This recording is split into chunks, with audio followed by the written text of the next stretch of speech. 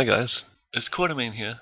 Welcome to my Chivalry Medieval Warfare Intermediate to Advanced Strategy tutorial.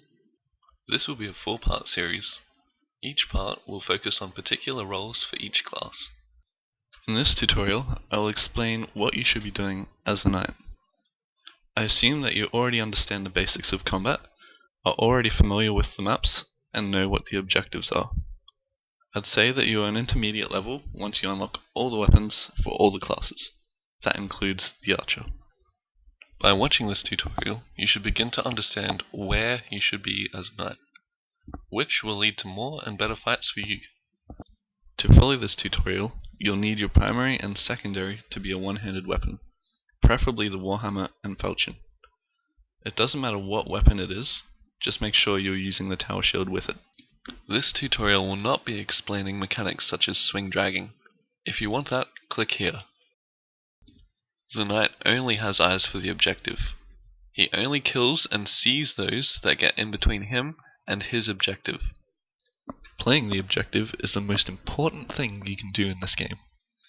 It makes the difference between the winning and losing team.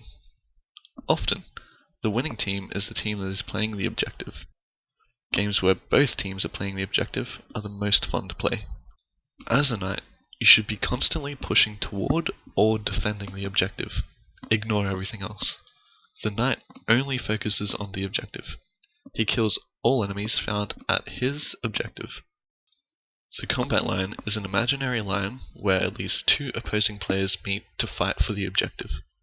Keep in mind that a combat line can form anywhere, but they usually occur at choke points, or more hopefully at the objective. In the video, I represented the combat line as a red bar. In this diagram, the red oval represents the ideal combat line for an objective-based map.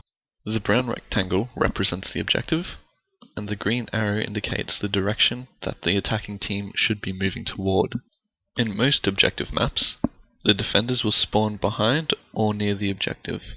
This means that defenders typically end up with an advantage as they do not have to move as far to defend the objective. As a knight, you want to be at the combat line of the objective. The knight should be at the front of combat, fighting for the objective. If not in combat, the knight will be running to the objective, essentially unaware of anything that is not near the objective. Once there, the knight will defend allied classes at the objective, taking special care of allied vanguards. A knight should attempt to take damage away from his team. A knight with a tower shield will attract a lot of attention, leaving openings for allies to attack. Obviously, where possible, the knight should attack.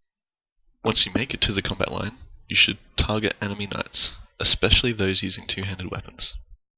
If you catch an enemy vanguard too forward, be sure to attack him. If there are no enemy knights or vanguards, stand at the objective and fight anyone that gets near. Do not chase enemies. While fighting at the combat line, attempt to stay near allied vanguards.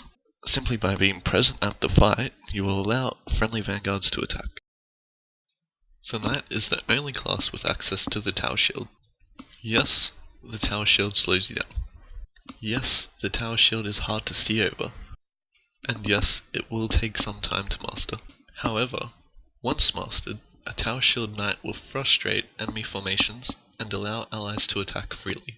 Practice with the tower shield as often as possible. It is only as good as the knight using it.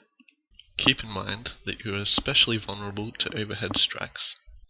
If you end up fighting at man-at-arms, it may be best to temporarily holster your shield. While holstered, the shield can also block arrows from behind you. I think the best secondary weapon for a knight is a bladed weapon, although the choice should fill the gap that your primary leaves. In rare instances that you end up facing a talented man-at-arms, switching to the fastest secondary may be appropriate. That's all for this video. If you enjoyed this video, leave a like or a comment. Don't forget to subscribe, and I'll see you soon in the next video.